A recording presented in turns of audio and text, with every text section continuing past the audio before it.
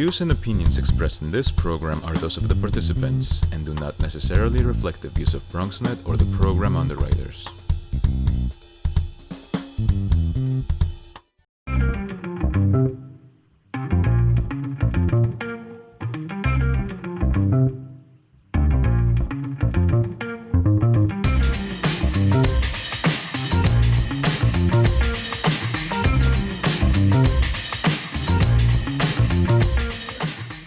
Good evening. Welcome to the Bronx Buzz. This is BronxNet's program where we talk to writers and journalists and editors and photographers and anybody who's putting stuff out in the Bronx to kind of measure their temperature and see what they're thinking about. And this evening, I couldn't be more thrilled. We have a Bronx professor who is an author. And everybody knows Dr. Mark Naison from Fordham University, the founder of the Bronx African American History Project. Nice to have you with us, Doc. People call you Doc. I'm going to call you that. Yeah, no, it's great to be here at this very challenging and important time in Bronx and American history. I had told you before we started, and I want to say it publicly, that if I had listed the guests I would want to consult with in this particular time, you would be right at the top of the list because of your historical bent and, of course, your passion for the Bronx and understanding certainly what it means to be an African American in the Bronx. We are in the middle of living history. I mean, years later, if you live so long enough, people are going to talk about this time. Maybe we could start with some historical perspective. How did we get here? What are the links? Are there links to things in the past that brought us to this very volatile moment after the killing of George Floyd? Well, there are definite antecedents of this in police practices, but also in trying to understand the violence, we have to understand something about the economics of New York City and how that is reflected in an increasing amount of pressure on the residents of the Bronx, who are overwhelmingly people of color. So let me go to the police practices. Now, when you look at what Eric Garner was killed for by a police officer for selling loose cigarettes, and what George Floyd was killed for, allegedly passing a counterfeit $20 bill, you have a window into one of the things that is wrong with American and New York policing, which is large numbers of poor people and people of color are being attacked by police for nonviolent offenses. And so many of the deaths that we've had of unarmed Black men have to do with this form of policing, which I call broken windows policing. And this was a term that was created by the police commissioner during the Giuliani administration. The idea is if you want to commit major crime, you have to crack down on quality of life crimes that most people don't take seriously. But to do this, you have to have a militarized police force that is constantly stopping people who are jaywalking, drinking on their stoop, making noise, jumping turnstiles. Mark, let me I just want to ask you to define, number one, define the term militarized police force, because it will raise a lot of people's question marks. And then number two, we backed off stop and frisk in the city and we backed off it by law. Is that connected still to what you're alleging now? Yes, because you can still have broken windows policing without stop and frisk. Now, what I mean by militarized policing, let me describe something that I saw in Brooklyn, maybe about 8 years ago. I'm going to visit one of my former students who just bought a condo near the Marcy houses which Jay-Z made famous.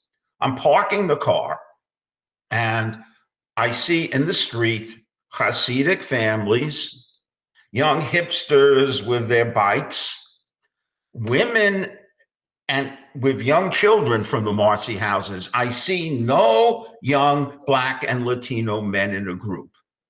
Now, if this had been 25 years before, you would have seen them all out on the street. And I'm saying, what the hell is going on? And why did that raise your ire?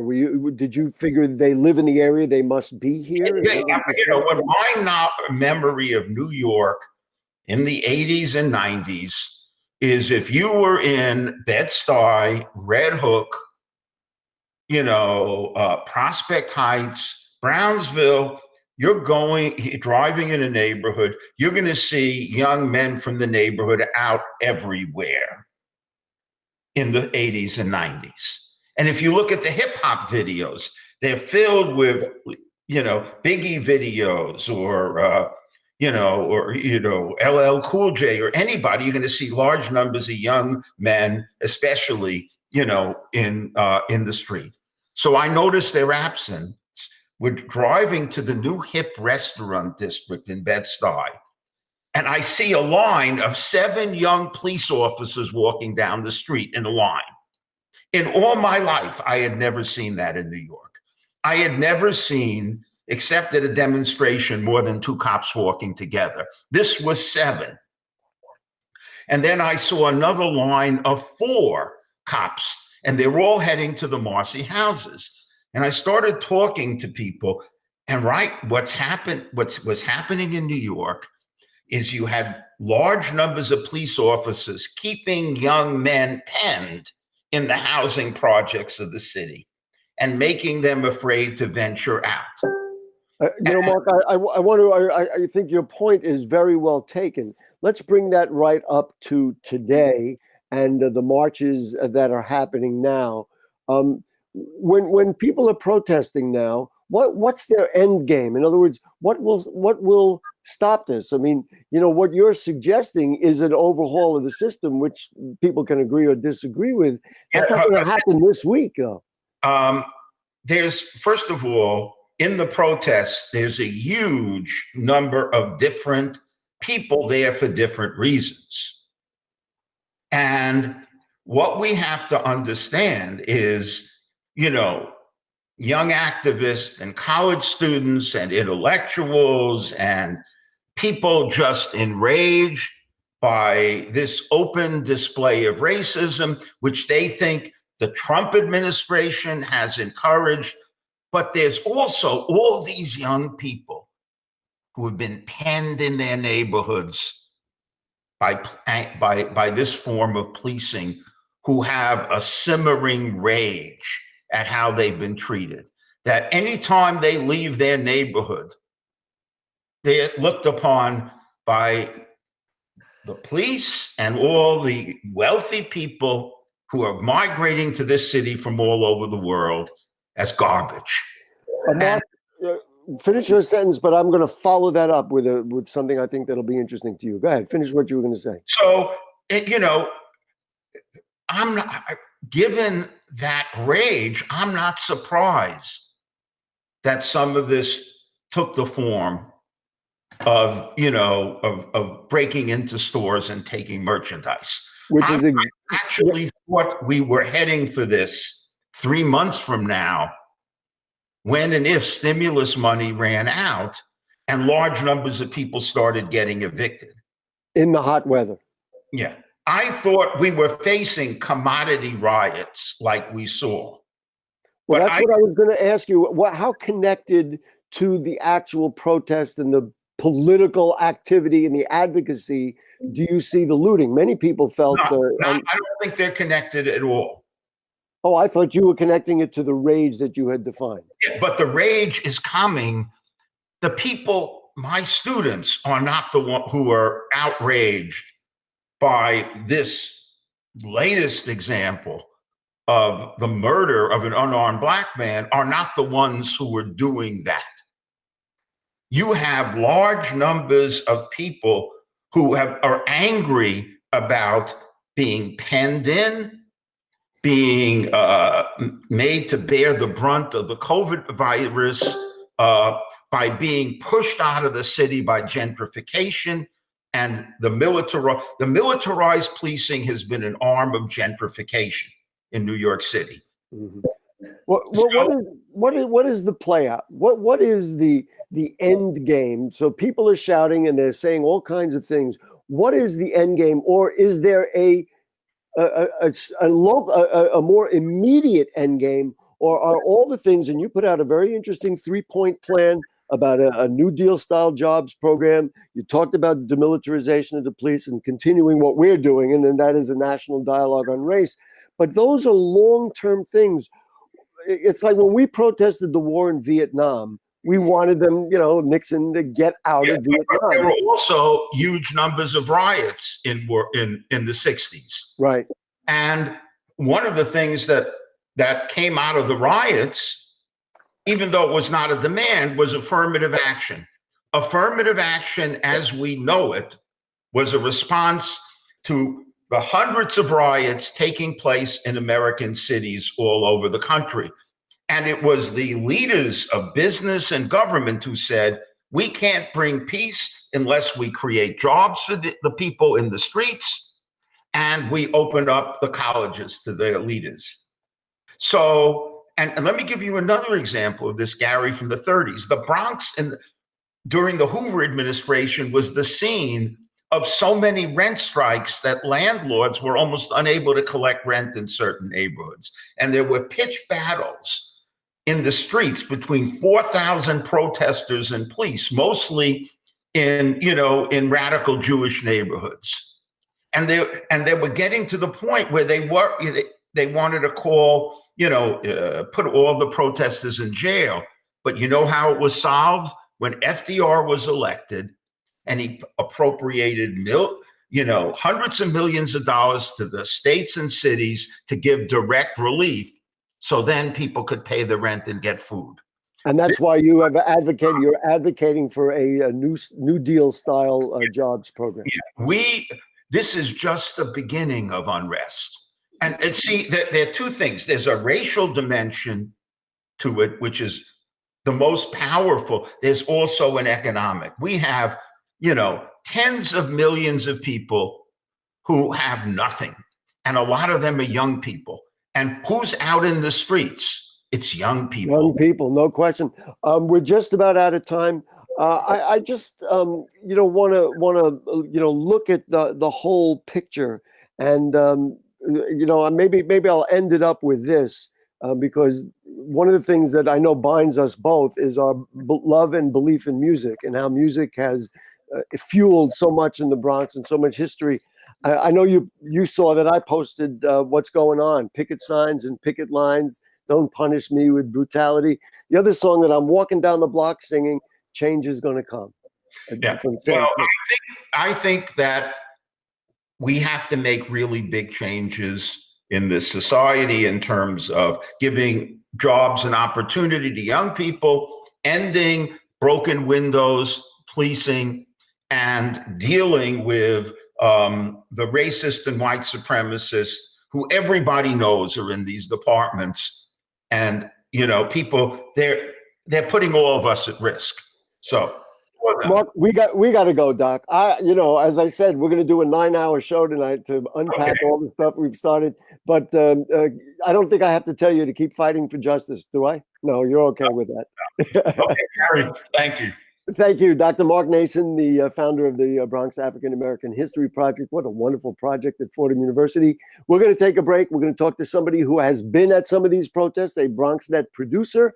And also, he actually was COVID positive for a while and was ill. So we're going to talk to him about all those things. We'll be right back. We built a media network for you. BronxNet TV. Come learn in your new state-of-the-art studios at Lehman College. At Mercy College. And coming soon to the South Bronx in the Hub. Inspire with your stories, culture, history. Your Bronx on BronxNet. Engage with us. Connect with us at your channels and at BronxNet.tv. Learn Engage, inspire. BronxNet TV. From the Bronx To the world. BronxNet.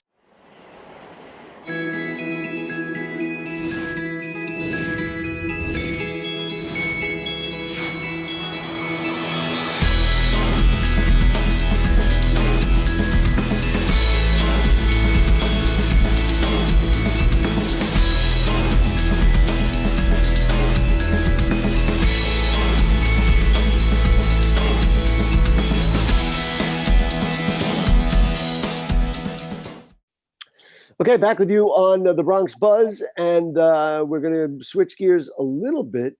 We're going to go to say hello to our friend Steve DeCastro, who has been on the Bronx Buzz before, but never from his home before. Nice to see you, Stephen. How are you feeling? Are you okay? Oh, absolutely. And being on the Bronx Buzz for the first time, it was my big excuse to clean my apartment. And shave. Yeah, the shave also. I know it, man. Anyway, the reason that Stephen is here is twofold. One is he was a media representative covering some of the Bronx protests. So there's been a lot of talk about how media is being handled and treated. And, I know a lot about that, obviously. And so we're going to ask him about that. Plus, he went through a bout of being COVID positive, and thank goodness it seems to be well. And so we're going to ask him about both things. Let's start with protest. You were at, let's see, 149th and 3rd Avenue for the first one the past Saturday. Did you feel nervous? Did you feel scared? Was it like covering anything else? Just give us some firsthand point of view. Mm-hmm. Well, I think that my reporter and I were really concerned that maybe this is going to devolve. And what's interesting is when you start off with a protest might start on time, but the protesters don't show up on time. And so the first people who show up are the organizational folks.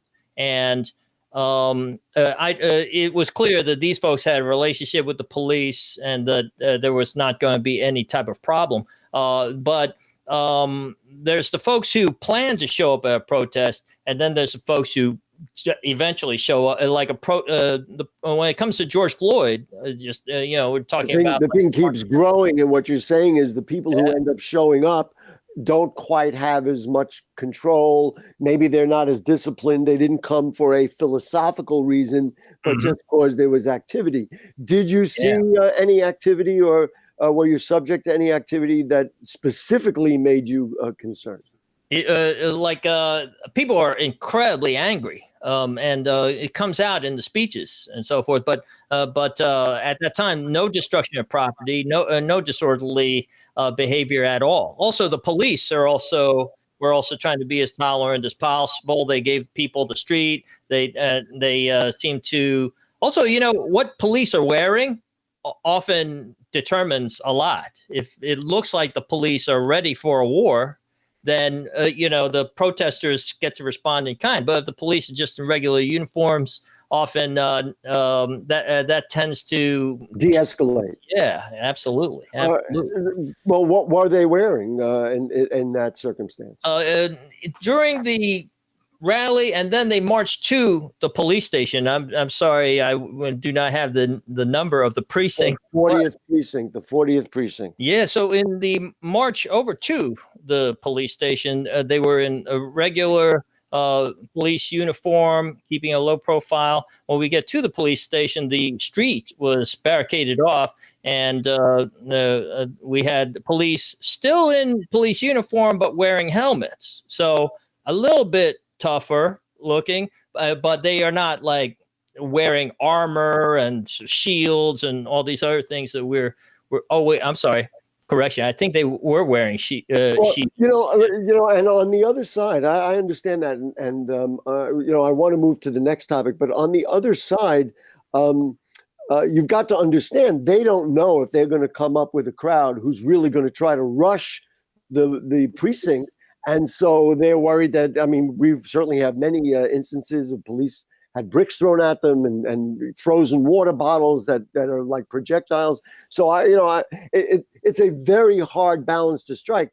To me, the thing is the communication between the police and the protesters. And we've seen in some places in Houston and a couple of other places where the officers really got joined into the protest. Hasn't happened in New York. Last question before we move on to the other subject. Did you feel like the police harassed you as a journalist? And we should give Sanji Lopez, she was the reporter, you were the crew and the camera person. We should give her credit for going through it as well.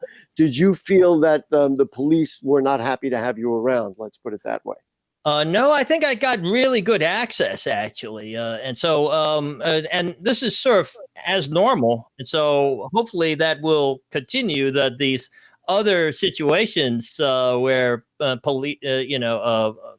reporters are getting shot with rubber bullets and being harassed or arrested. I hope that does not infect New York. And I think right now, we have a little bit more intelligent leadership going on. Yeah. Last night I saw something on CNN when they were reporting on the Bronx and Fordham Road and all that sort of thing, is that I saw a police officer specifically identified to his colleagues, this is from CNN, and then they let him go. And in other words, oh, he's from CNN. Okay, then he can go, as opposed to a private person. I want to get into just for the few moments we have about what happened to you. So you got ill. I mean, why don't you just describe it from the beginning to the end, I suppose?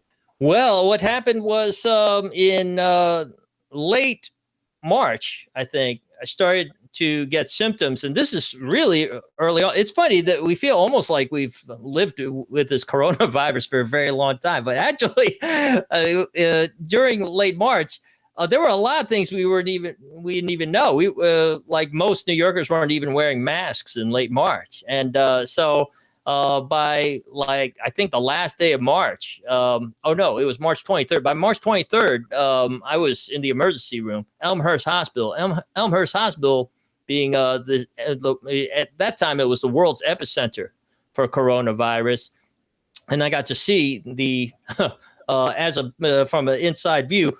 The emergency room of Elmhurst Hospital, right at the height of the hospitalizations and unfortunately the deaths as well. So let me, number one question is, how did you feel? And did you believe, were you in what you felt to be grave danger? And then of course, the second thing is, as a journalist, as a videographer, what did you see and what do you want to communicate? So most important, you and your health, what did you feel? Were you concerned? Well, I was always feeling like I couldn't breathe. It was very debilitating feeling. If thousands of people now in New York know what that's about. But lucky for me, I might have been the healthiest person in the whole emergency room.